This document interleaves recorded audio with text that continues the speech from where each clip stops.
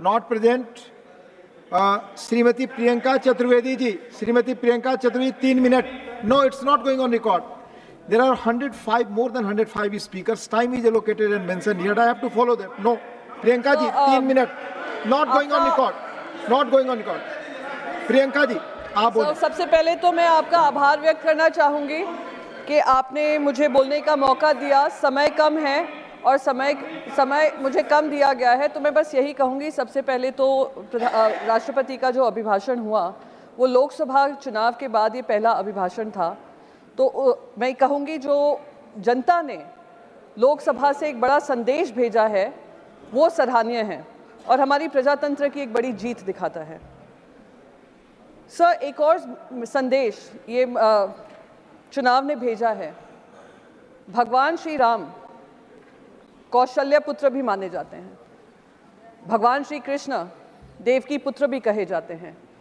वो कौशल्य पुत्र और देवकी पुत्र ने मिलकर एक संदेश भेजा है और नॉन बायोलॉजिकल जो कहते हैं अपने आप को, उनको एक फर्क दिखाया है और ये बताया है कि भगवान का अवतार भी अपनी माँ के नाम से भगवान माना जाता है।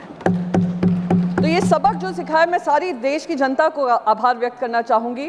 वो सारे बायोलॉजिकल वोटर्स जिन्होंने आकर नॉन बायोलॉजिकल को एक सबक सिखाया है, उसे ये कुछ सबक सीखेंगे।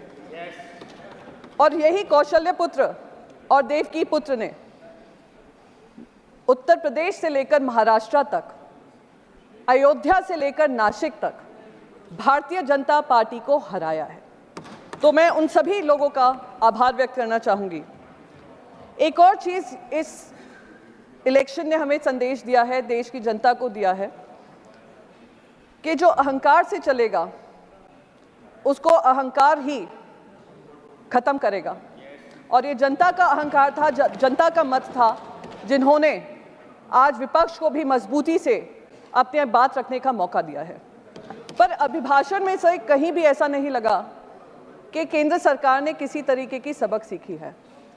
केंद्र सरकार ने ये समझा होगा कि जो बायोलॉजिकली बॉर्न होते हैं वो महंगाई से जूझ रहे हैं, जो बायोलॉजिकली बॉर्न होते हैं वो नीट की जो पेपर लीक हो रहे हैं और करीब 41 पेपर लीक हुए हैं इतने सालों में, उसके ऊपर उनको दर्द होता है।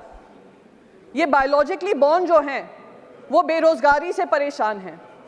ये बायोलॉजिकली बॉर्न जो हैं वो महिलाएं जो सम्मान ढूंढती हैं, उम्मीद करती हैं कि सम्मान उनको दिया जाएगा। ये जो बायोलॉजिकली बॉर्न हैं, युवा हैं हमारे, वो अग्निवीर जैसी जो पॉलिसी लाई जाती हैं उससे जूझ रहे हैं, उसका शिकार हैं। जो बायोलॉजिकली बॉर्न हमारे किसान हैं वो भी त्रस्त हैं। पर उनके अभिभाषण में कुछ भी ऐसा नहीं दिया गया केंद्र सरकार की तरफ से जो दिखाता है कि कोर्स करेक्शन होने वाला है। तो मैं तो बस यही कहूंगी सर, बस रैप अप ही कर रही हूं, मैं ज्यादा समय आपका नहीं लूंगी। मैं बस यही कहूंगी कि आप ये अहंकार से चलते रहिए, ऐसे अभिभाषण उनके मुंह से बुलवाते रहिए और आने वाले समय में 240 से 40 के लिए आप तैयार रहिए। Thank you. जय महाराष्ट्र, जय हिंद सर।